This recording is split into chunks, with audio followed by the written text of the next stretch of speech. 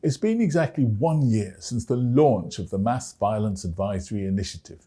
It's a new way for the IACP to share tools and resources that help first responders, victims, and communities in healing in the aftermath of a mass violence incident.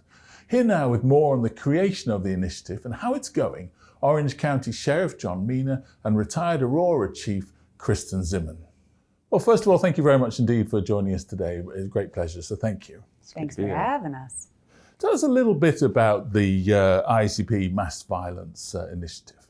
So the Mass Violence Advisory Initiative was created basically to help communities and law enforcement agencies navigate should they have a tragedy of a mass shooting in their community.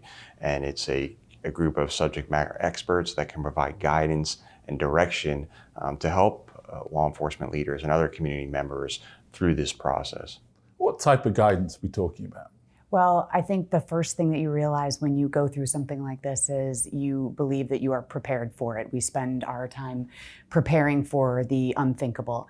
And then when it happens, there are so many things that you don't think about. So these practitioners consist of public information officers and of course those who have gone through it individually in their organization. And so they know exactly what to expect. And so we can help people through the process.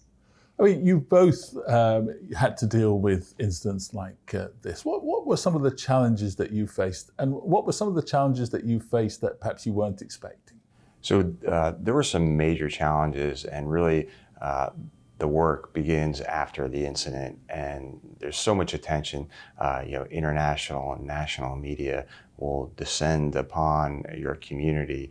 You have to deal with the mental health issues of your officers and deputies who responded, and for us that was a huge challenge because they had seen something they had never ever seen before. Yeah, I would really echo that. We are really good at operations. We have our incident command structure, we have, operations and planning for an event that might happen. But what you don't prepare for is the raw, unadulterated emotion that comes not only from the community, but from the officers and of course the victims and families. And so that becomes very challenging to manage, and you have to get it right. How do you manage that? That's interesting. For us, it was having professionals set up, come in and let the officers talk to them. And I will tell you, when I realized we were going to be okay was when the first officer broke down and just sobbed. And this was 2 days after the event. None of us had slept.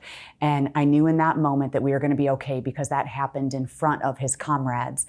And we had practitioners come in, set up so the officers could talk to them. But it's a constant communication and making sure that we're talking through it.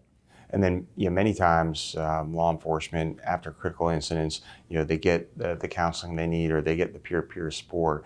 But what I realize is this is an ongoing thing. You can't just be right after the incident. It's got to be 6 months down the road, on the 1-year anniversary. And, even up to 5 years down the road, officers are still dealing with some of the things they saw in their tragedy. But you made a really important point there as well about the effect on the community. So how do you deal with that? And that's just, what I found, and I don't know if this was your experience, I'm sure it was, but the community is what got us through because they wrapped their loving arms around our police department and the victims' families. And the strength that they exhibited and the love that they showed us, they were in pain, but they really were the ones who were the strong ones that got us through it. I would agree. The community in most of these situations, and in my situation, in our area, they came together, they unified, they wanted to help each other. Many counselors and psychologists, psychiatrists wanted to help our officers and also the survivors and the families to get through this tragedy. I guess my final question is, again, you made an interesting point earlier about saying that you thought you were prepared for this. So what advice would you give to law enforcement agencies about what they could do now to prepare for events like this? I think the biggest thing is on the front end, the training. and multi-jurisdictional training, because in all these situations, it's just not one agency that is responding.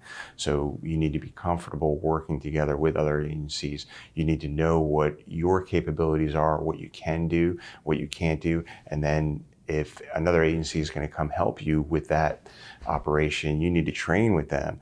And from the leadership perspective, tabletop exercises and collaboration are huge on the front end. I would echo that and take it one step further is scenario-based experiential training. It's not enough just to say, okay, we have incident command in place.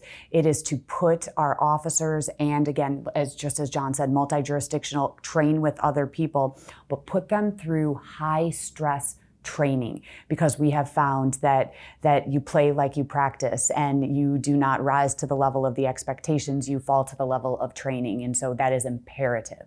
Thank you both ever so much indeed for joining us. A really fascinating discussion, so thank you. Thank you. Thank you.